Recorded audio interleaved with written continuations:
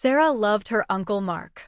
He wasn't just an uncle, he was like a second dad. When Sarah was little, her mom had to work really early, and Uncle Mark always drove her to school. He'd have a thermos of hot chocolate waiting in the car, especially on cold days.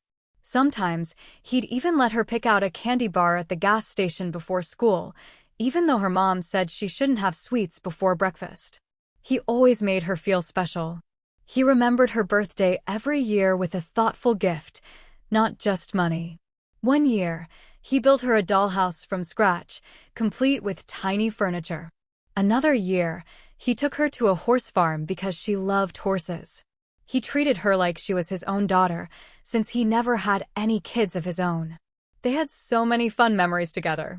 There were trips to the zoo, picnics in the park, and countless games of hide-and-seek in his big backyard. He always made her laugh with his silly jokes and funny faces. She trusted him completely and felt safe whenever she was with him. He was her rock, someone she could always count on. Sarah cherished their bond and the unconditional love he showered upon her. He was simply the best uncle a girl could ask for. He was always there. He always cared. He was always kind. But lately, something had felt different. It wasn't a big, obvious change, more like a tiny shift in the air, like the feeling you get right before a storm. Sarah couldn't quite put her finger on it, but their easygoing connection seemed a little strained. Uncle Mark was still kind, still offered rides and asked about her day, but his smiles didn't quite reach his eyes like they used to. His hugs felt a little shorter, a little less warm. Sarah wondered if she had done something wrong, if she had somehow disappointed him.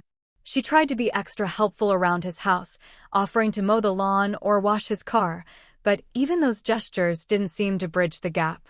There were moments when she caught him looking at her strangely, a mixture of confusion and something she couldn't quite decipher in his eyes. It made her uncomfortable, like she was being watched, but not in a creepy way, more like he was trying to figure something out.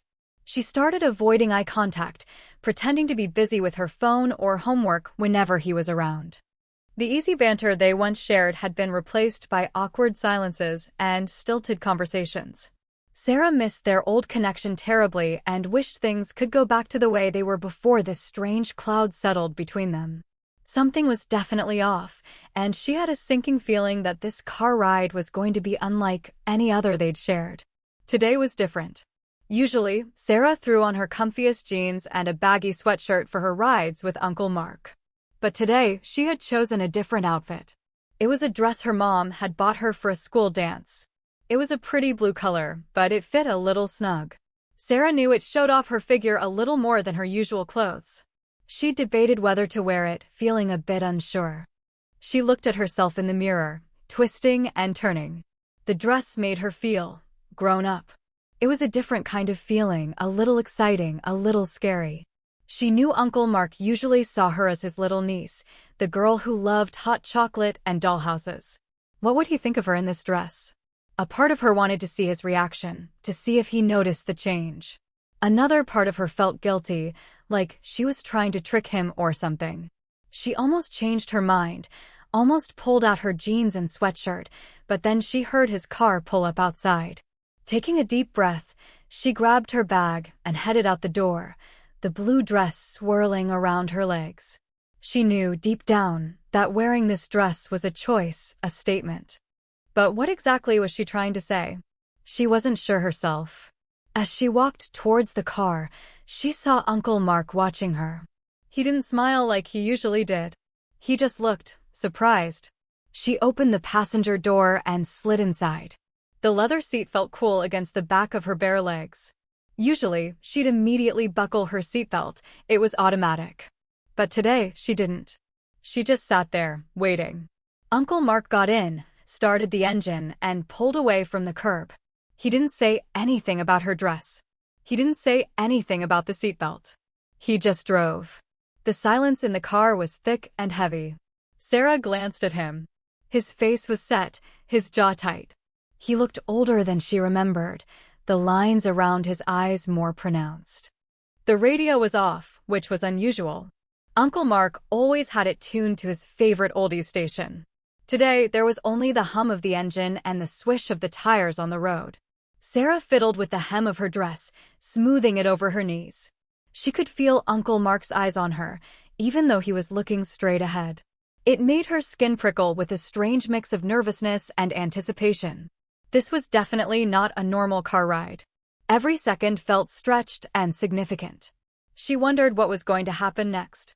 They reached their destination, a small ice cream shop a few blocks from Sarah's house. Uncle Mark pulled into a parking spot, but he didn't turn off the engine right away. He just sat there, his hands gripping the steering wheel. The silence stretched on, becoming almost unbearable. Sarah knew she should say something, break the tension, but the words seemed stuck in her throat. She felt a strange mix of power and vulnerability, like she was walking a tightrope. Finally, she decided to do something, anything, to change the dynamic. Slowly, deliberately, she reached for her purse on the floor. As she bent down, she leaned towards Uncle Mark, her shoulder brushing against his arm. She stayed there for a moment longer than necessary, feeling the warmth of his body next to hers. Then, she straightened up, her purse in her lap, and looked at him. His face was pale, his eyes wide with a mixture of shock and something else she couldn't quite read. He still hadn't said a word. Sarah felt a strange thrill course through her veins. She knew she was pushing boundaries, testing the limits of their relationship. But she couldn't stop herself. She had to see how far she could go. She had to know what he was thinking, what he was feeling. The air crackled with unspoken words and hidden desires. The ice cream shop seemed a million miles away. Uncle Mark didn't say a word. He didn't reach out, he didn't pull away. He just sat there, frozen, his eyes fixed on something beyond Sarah's shoulder. His silence was deafening, a powerful rejection that cut through her bravado like a knife. It was as if he had become a statue, unable to move or speak. Sarah felt a wave of shame wash over her. What had she been thinking? Why had she done that? Had she ruined everything? She suddenly felt very small and foolish, the blue dress no longer making her feel grown up, but exposed and vulnerable. The thrill she had felt moments before evaporated, replaced by a cold, hard knot of regret in her stomach. She realized, with a sickening lurch, that she had misread the situation completely. She had thought she was being clever and control. But now she understood that she had crossed a line that couldn't be uncrossed. The silence was his way of speaking volumes, of telling her that what she had done was wrong, inappropriate, and deeply hurtful. He didn't need to yell or scream. His quiet disapproval was far more effective. Sarah wished she could rewind time, erase the past few minutes, and go back to being the little girl who loved hot chocolate and dollhouses. But she couldn't. The damage was done. Inside, Sarah felt a storm brewing. Was she testing him? Was she trying to get a reaction? Or was she just confused, trying to figure out her own feelings as she grew older? It was all a jumbled mess in her head. Maybe she was trying to recapture the closeness they had lost, even if it meant doing something she knew was wrong. She thought about her friends at school, about the way they talked about boys, about flirting and attention. Had she been influenced by them? Had she mistakenly thought that this was how you got someone to like you?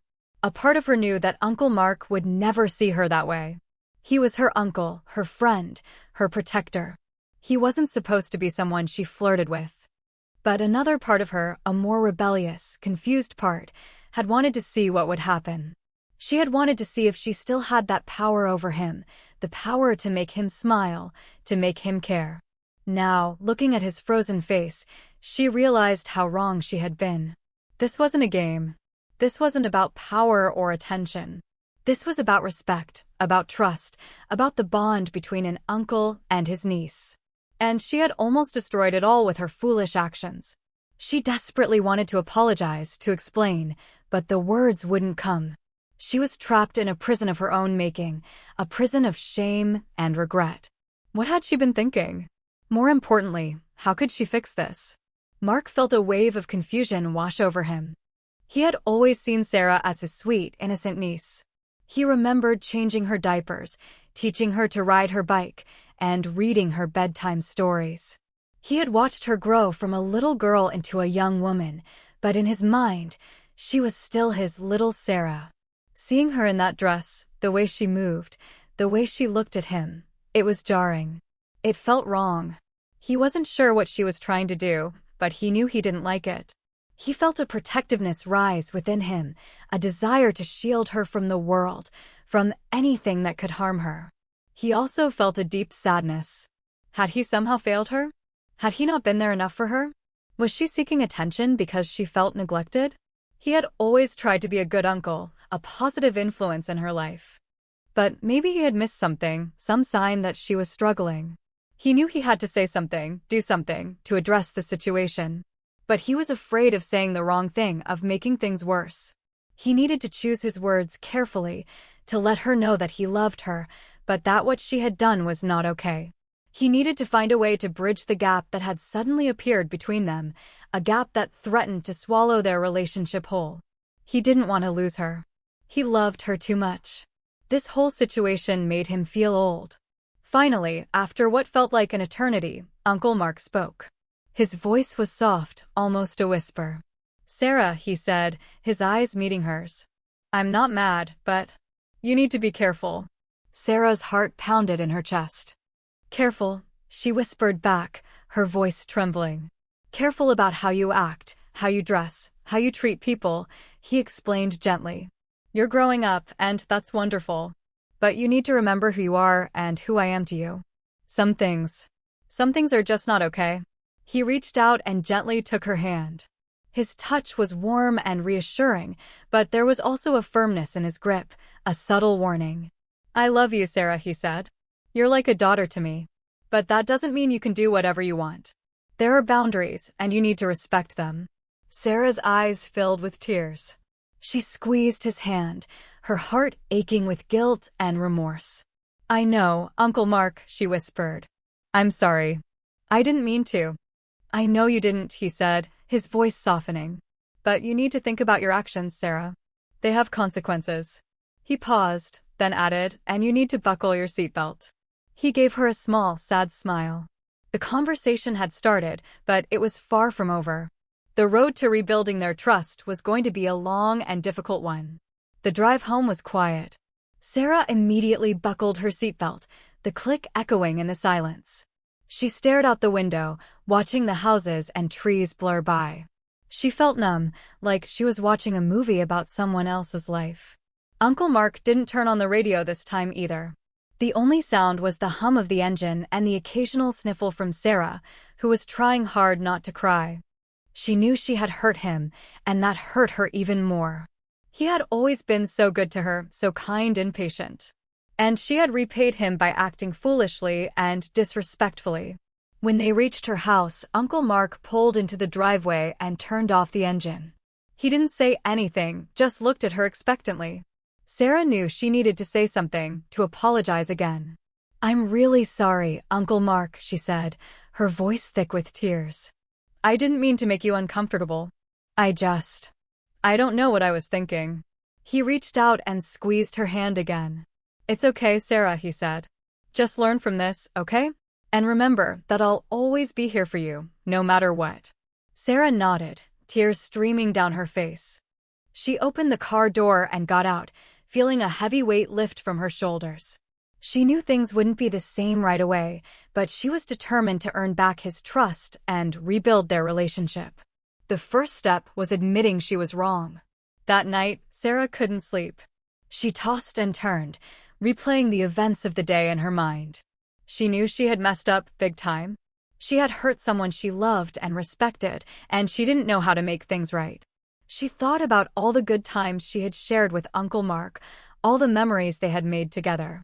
She remembered the dollhouse he had built for her, the trips to the zoo, the hot chocolate on cold mornings. He had always been there for her through thick and thin. And now she had betrayed his trust. She had acted in a way that was disrespectful and inappropriate, and she had damaged their relationship. She knew it would take time and effort to rebuild that trust, but she was willing to do whatever it took. She decided to start by writing him a card. She wanted to tell him how sorry she was, how much she appreciated him, and how much she valued their relationship. She wanted to let him know that she had learned her lesson and that she would never do anything to hurt him again. She wanted him to know she was still the little girl who loved him, the little girl who needed him in her life. It would be hard to truly convey everything she felt, but she had to try. The card would be a start. The next morning, Sarah carefully chose a card with a picture of a bright, sunny day on the front. Inside, she wrote, "Dear Uncle Mark, I'm so sorry for what happened yesterday. I know I messed up and I feel terrible for hurting you. You've always been the best uncle anyone could ask for, and I never meant to do anything to make you uncomfortable or disappointed. I was confused about a lot of things, and I made a really bad decision. I promise it won't happen again.